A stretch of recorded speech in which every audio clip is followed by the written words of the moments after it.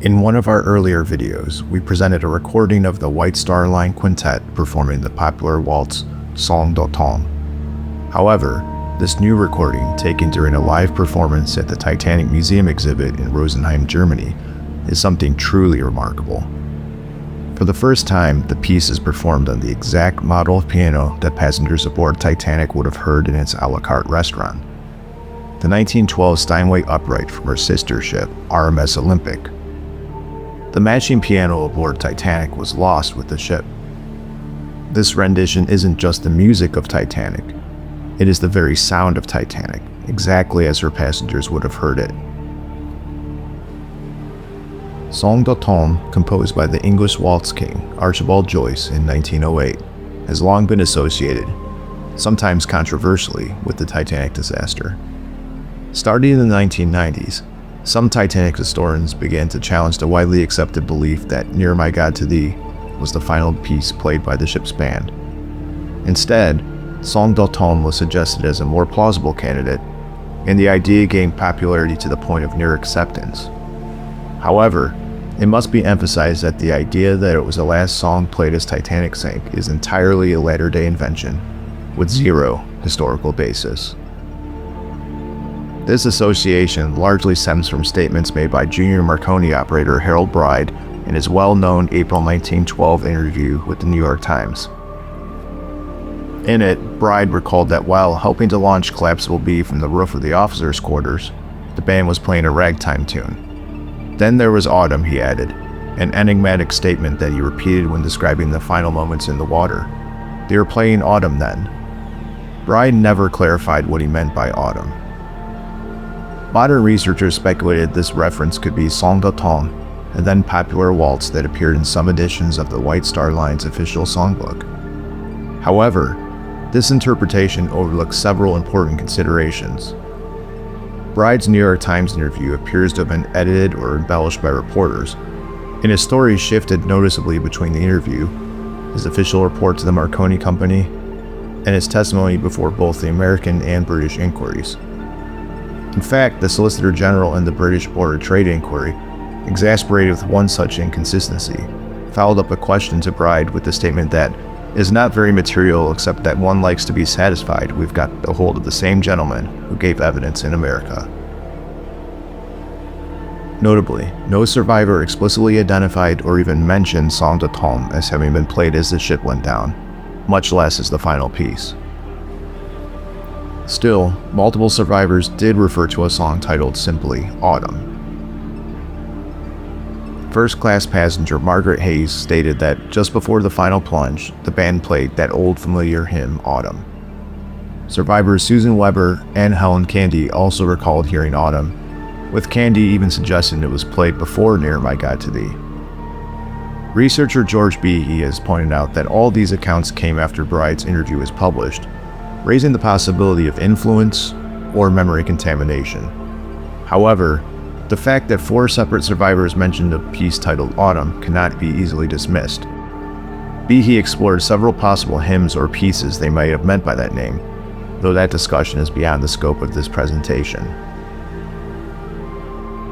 Regardless of whether Songe d'automne was the final song played, or played at all during the sinking, there is every reason to believe it was part of the musical repertoire heard during Titanic's maiden voyage. It was immensely popular in 1912 and was known to White Star Line musicians. With this recording, performed on the original Steinway upright piano from Olympic's a la carte restaurant, we invite you to experience Songe d'automne as it might have truly sounded aboard Titanic. This is the same model of piano that once stood in Titanic's own a la carte restaurant, and its twin now lives on. Fully restored and still containing its original soundboard, this instrument brings the past vividly to life. What you are about to hear is not just a piece of music. It is the closest we may ever come to hearing the sounds of Titanic as her passengers once did, perhaps even on that fateful April night.